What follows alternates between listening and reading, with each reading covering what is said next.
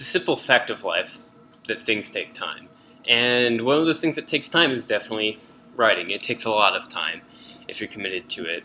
I talk about how I ride a lot, and one of the things that comes up a lot when I start talking about it is people are like, oh, I wish I could ride more, but I just don't have time. And I don't quite believe them. Most of these people are in the same degree as I am, so we're doing the same things day in and day out. And I don't get it. Why don't they have the time? Then I realized that the truth of the matter is you have time for anything if you make the time for it. I'm currently studying music education, and on paper I'm taking about 18 credit hours worth of courses. But if you're to actually look at my schedule and consider how much time I actually spend in class and doing things for class, it's closer to 20 or 21 credit hours. Despite that, I still managed to average probably between 80 and 100 miles a week, so around 7 hours in the saddle. Not only do I have this large class load, but I also have a whole bunch of activities that I do outside of class. I'm a leader in 3 different student organizations, and I can justify how much time I spend writing.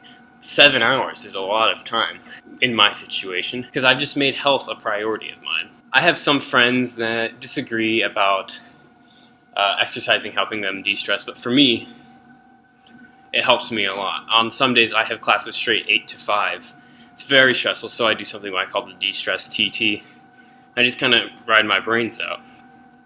And as I mentioned, I'm a music major. I play the double bass. And the double bass is a very large and physically demanding instrument. So if I'm fit, it allows me to better play my instrument. And then the mental skills that go along with writing, because it takes a lot of mental power to really put the hammer down and really suffer. Makes me do better in academics and pretty much every part of my life. Anyone who wants to ride can do it. It's just a matter of making a priority. Now, if you're watching this video, you probably clicked on it looking for some tips on how to find time for riding, considering the video is called Finding Time to Ride. So I'll give you some tips that I've found. Work around your schedule is probably the first one. If you know you have some time, bike then. If there's no other time during the day, bike when you have it. It's pretty simple. Like right now, I'm between classes. I had a class about an hour ago, and I have a class in a couple hours.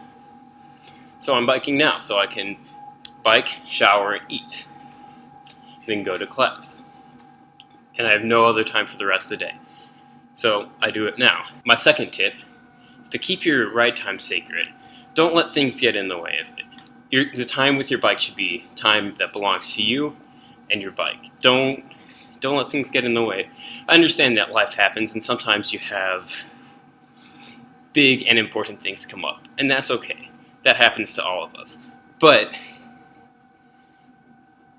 bike time should be bike time.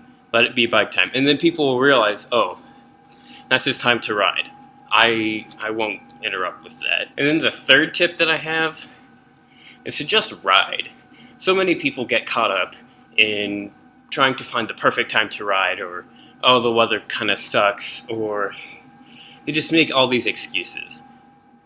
Just do it. Just get on your bike and ride. You could have the best workout plan ever, but it means absolutely nothing if you're not actually riding your bike. Thank you for checking out my video. Let me know how you find time to ride. If you liked my very first video, please comment, like, subscribe. Hopefully there's a lot more great content heading your way.